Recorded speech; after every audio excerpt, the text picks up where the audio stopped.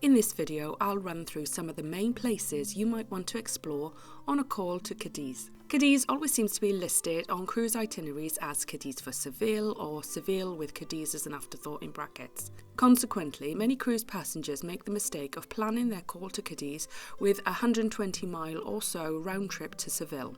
I'm a keen supporter of exploring port independently without the need to buy costly shore excursions, and Cadiz is a perfect place to explore on your own.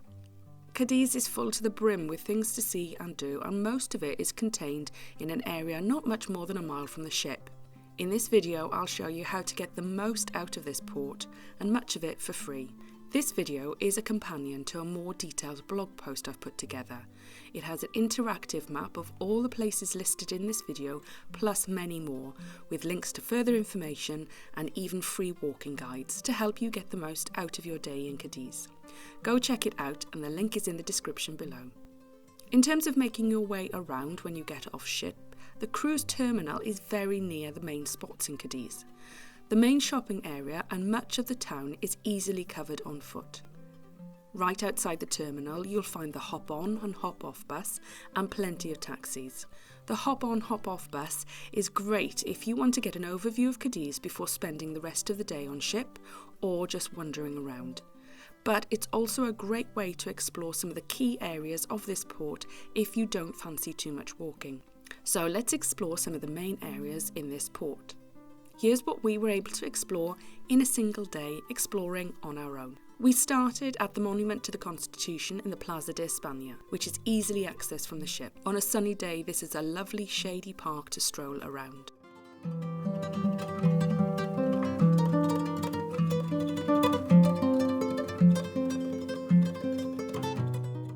Nearby, you'll find some of Cadiz's historic buildings, like this one, which is now a hotel. The old town of Cadiz is a combination of small, winding streets and beautiful, lush plazas and squares, which seem to appear from nowhere out of the cobblestone maze.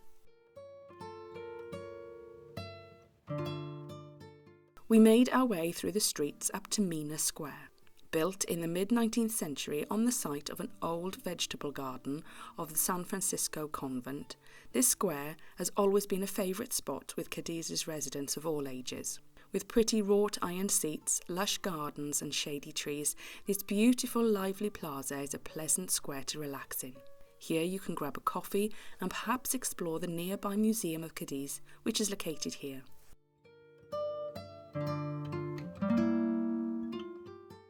After our stroll through Mina Square, we made our way down the Cala Zorilla to this area, and then onto these beautiful gardens.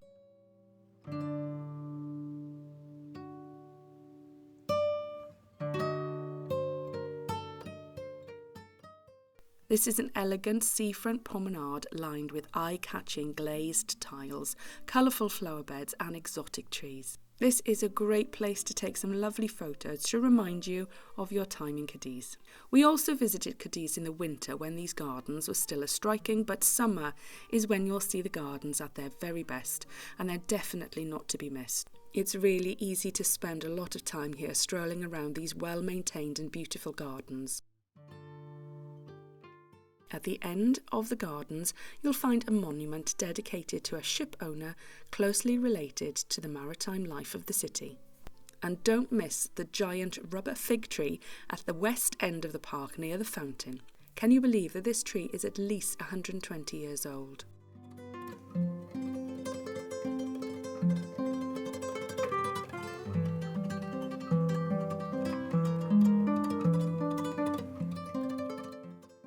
Near here is the Iglesia del Carmen.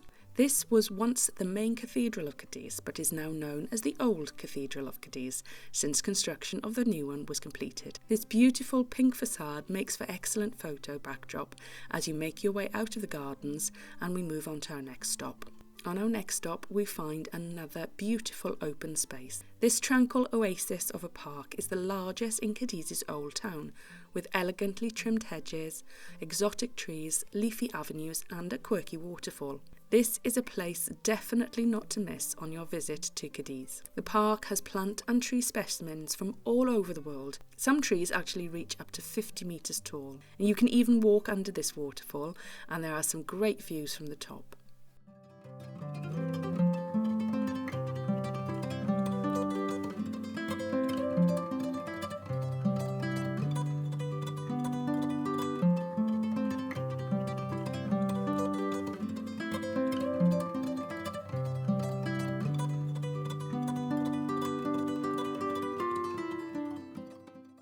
Next, we make our way round to La Caleta beach. This is the smallest beach in the city and is isolated from the others. This small secluded beach is bordered by 2 stone castles, San Sebastian and Santa Catalina, and has been featured in several Hollywood films, including James Bond Die Another Day with Pierce Brosnan and Halle Berry. Next, we made our way back into the maze of Cadiz's cobble streets and headed up to the Mercado de Asbestos to search out something to eat. This part of Cadiz is dotted with some great places to eat and drink, so take a look at my guide in the description below for many more suggestions and recommendations. The Mercado de Asbestos is the oldest market in Spain and is full of fresh food and tapas stalls. There are 2 sections to the market. Inside is where you'll find the fresh food, and outside in the courtyard is where you'll find the small shops selling local food and delicacies. There are a few places selling sherry if you want to buy a bottle to take home with you. After our lunch stop, we made our way past the Plaza del Forest, and near here is also the Torre Tavira, which you can climb up and get great views of the city, but more information about that in my blog post. We made our way down the Calle Campana, which opens up onto the Cathedral Square. This impressive 17th century Baroque, neoclassical and Rococo cathedral dominates the town and the skyline of Cadiz. It features many holy relics, and you can climb its clock tower for amazing panoramic views. Near here is the Roman Theatre, which is completely free to visit. Check out my blog post for more details and where to find the very well hidden entrance.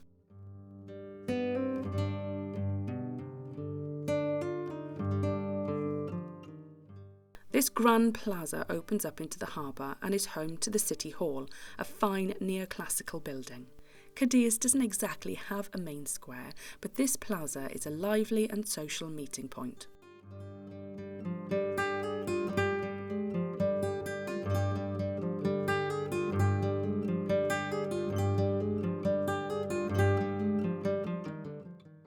From here we made our way up to the Cala Plaza, where you can find an array of tapas bars. Already full from our delicious tapas from the Mercado de Asbestos, we stopped here for a delicious gelato instead.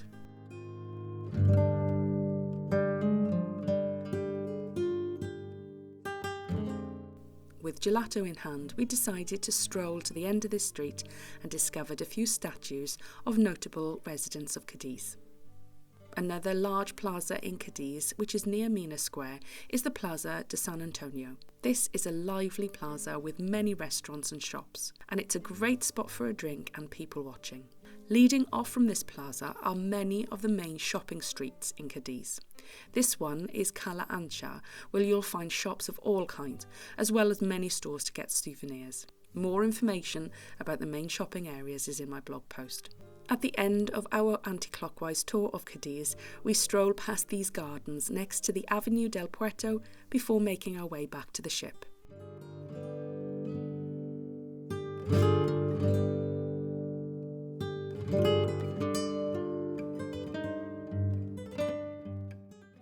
If you're visiting Cadiz soon on your cruise, then I hope this video has helped. And if you've already visited, and if there's anything else you've discovered you think might be worth adding to this list, then please do let me know in the comments section below. Or watch one of these videos now.